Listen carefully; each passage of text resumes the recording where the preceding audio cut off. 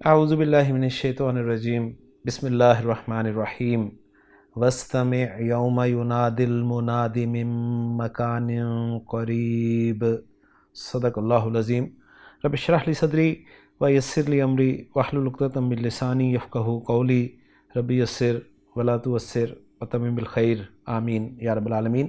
آج کے لیکچر میں ہم انشاءاللہ تعالی سورہ قاف کی ایک مختصر آیت نمبر 41 جو کہ آپ اسکرین پہ لکھی ہوئی دیکھ رہے ہیں، اس کو گرامیٹیکلی انالائز کرنے کی کوشش کر رہے ہیں۔ آیت میں وقف کی کوئی علامت نہیں ہے، کوئی حرف عطف نہیں ہے، لہٰذا اس آیت کو ایک ہی حصے کے تحت ہم انالائز کریں گے۔ سب سے پہلے اس آیت کے الفاظ سے بات کریں گے۔ اس آیت میں پہلا لفظ جو ہے وہ ہے واو جو کہ حرف ہے، اس کے بعد دوسرا لفظ استمع، یہ فعل ہے اور فعل امر ہے۔ سین، میم اور عین اس کے حروف مادہ آپ کو نظر آ رہے ہیں۔ استمع یستمع استماعا، جس کے معنی اہتمام سے سننا کے ہوتے ہیں، تو اس سے فعل امر بنے گا استمع، جس کا معنی ہوگا تو سن، تو غور سے سن۔ یوما اسم ہے، منصوب استعمال ہوا ہے اور اس کے معنی دن کے ہوتے ہیں، اور اس کے بعد جو اگلا لفظ ہے وہ ہے ینادی۔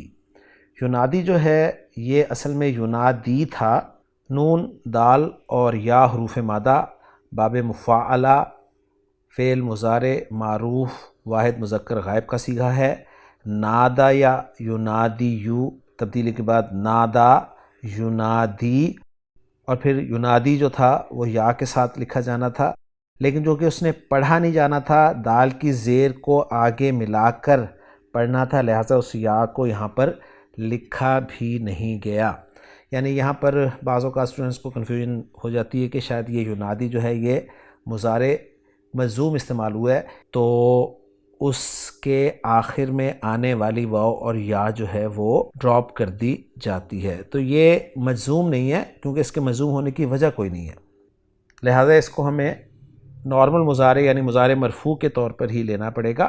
تو یہ فعل مضارع معروف مرفوع واحد مذکر غائب کا صیغہ ہے اور اس کے معنی ندا دینا کے ہوتے ہیں۔ اس کے بعد اگلا لفظ جو ہے وہ ہے المنادی۔ اب یہاں بھی بالکل دیکھیں وہی بات ہے، المنادی، اس کے آخر میں یا ساکن جو ہے وہ حذف کر دی گئی ہے لکھنے سے، تو نادا ینادی سے اسم الفاعل کا صیغہ جو بنتا ہے وہ بنتا ہے ال کے ساتھ المنادی، ندا دینے والا۔ تو جس طرح ینادی کے آخر میں آنے والی یا کو حذف کر دیا گیا ہے، اسی طرح المنادی کے آخر میں آنے والی یا کو بھی حذف کر دیا گیا ہے۔ صیغہ اسم الفاعل ہے، یہ مرفوع استعمال ہوا ہے یہاں پر، کیونکہ المنادی مرفوع ہوگا، المنادیہ منصوب ہوگا اور المنادی مجرور ہوگا۔ من حرف جر ہے، جس کے بعد مکان کا لفظ آپ کو مجرور نظر آ رہا ہے۔ مکان کا لفظ جو ہے یہ واحد مذکر نکرہ اور مجرور اسم ہے، جگہ کے لیے استعمال ہوتا ہے عربی زبان میں، اور آخری لفظ اس آیت کا وہ ہے قریب، جو کہ فعیل کے وزن پہ صیغہ صفت ہے۔ قاف، را اور با اس کے حروف مادہ ہیں، قریب ہونا اس کے معنی ہیں۔ الحمدللہ جی، الفاظ پہ بات مکمل ہو گئی ہے۔ اب ہم جملے کے اعراب کی بات کریں گے، تو جملے کا آغاز واو سے ہو رہا ہے، اور واو ہمارے لیے سبق میں نئی واو ہے، لہٰذا ہم اس کو واو استنافیہ کہیں گے۔ استمع فعل امر، جیسے کہ میں نے ذکر کیا ہے، تو فعل امر جب بھی آتا ہے فاعل اس کا ہمیشہ ساتھ ہوتا ہے، تو یہ پہلا صیغہ ہے، تو استمع فعل با فاعل، انت ضمیر مرفوع متصل اس کا فاعل ہے۔ استمع کے معنی ہے تو سن، کیا سن، مفعول بھی جو ہے وہ یہاں پر محذوف ہے، اور وہ ندا المنادی یعنی ندا دینے والے کی آواز کو، تو ندا المنادی اس کا مفعول بھی جو ہے وہ محذوف ہے۔ آگے یوما جو ہے یہ منصوب ہے، ظرف کے طور پہ آیا ہے، اور جب ظرف آتا ہے تو پھر اس کا مضاف الیہ ضرور آگے ہوتا ہے، تو آگے جو مضاف الیہ ہے وہ ہے ینادی المنادی من مکان قریب، جملہ فعلیہ جس میں ینادی فعل ہے، المنادی اس کا فاعل ہے اس لیے کہ مرفوع ہے، اور من مکان قریب جار مجرور جس میں من حرف جر ہے، مجرور مکان ہے اور مکان موصوف ہے جس کی صفت قریب ہے۔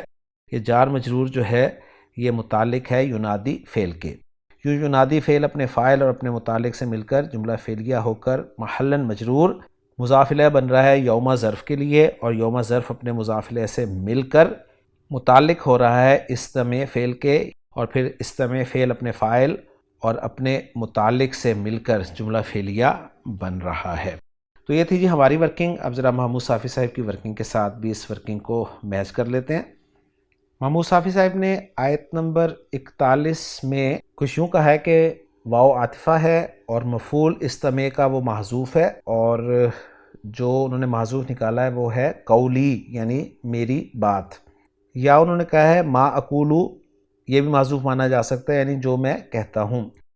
یوم کو انہوں نے ظرف منصوب متعلق بھی فعل محذوف مانا ہے، یعنی ہم نے تو یوم کو متعلق کر دیا تھا نا استمع فعل کے، انہوں نے اس کو محذوف فعل کے متعلق مانا ہے، اور محذوف فعل انہوں نے کہا ہے یخرجون، اور بتا رہے ہیں کہ یہ مدلولا علیہ بقولہ ذالک یوم الخروج، کیونکہ آگے جو آ رہا ہے نا ذالک یوم الخروج، اس پہ دلالت کرتے ہوئے انہوں نے یہ محذوف نکالا ہے۔ باقی ینادی فعل مضارع مرفوع اور المنادی فاعل مرفوع، اور مزید بتا رہے ہیں کہ من مکان متعلق بھی ینادی ہے۔ تو باقی چیزیں وہی ہیں، صرف ایک فرق ہے جو میں نے آپ کے سامنے ذکر کر دیا ہے۔ باقی جملوں کے اعراب میں استمع والا جملہ معطوفہ علی جملہ اصبر قرار دیا ہے، یخرجون جو فعل انہوں نے محذوف مانا ہے اس سے جو جملہ بن رہا ہے اس کو انہوں نے استنافیہ قرار دیا ہے، اور ینادی المنادی فی محل جر مضاف الیہ قرار دیا ہے۔ تفسیری جلالین میں اس آیت کے حوالے سے مقولی کا ذکر کیا گیا ہے کہ مقولی مقدر مان کر اشارہ کر دیا گیا کہ مقولی استمع فعل کا مفعول ہے۔ تو الحمدللہ جی آج کے لیکچر میں ہماری آیت نمبر 41 سورہ قاف کی مکمل ہو گئی ہے۔ اب ہم دیکھتے ہیں اس آیت کا ترجمہ۔ تو اس آیت کا ترجمہ کچھ یوں کیا گیا ہے کہ وستمع اور کان لگا کر سن، یوم ینادی المنادی من مکان قریب، جس دن پکارنے والا ایک قریب جگہ سے پکارے گا۔ تو الحمدللہ جی آج کے لیکچر میں ہماری سورہ قاف کی آیت نمبر 41 مکمل ہو گئی ہے۔ انشاءاللہ تعالیٰ اگلے لیکچر میں اگلی آیت کے ساتھ آپ سے ملاقات ہوگی۔ سبحانک اللہم و بحمدک، اشہد ان لا الہ الا انت، استغفرک و اتوب الیک۔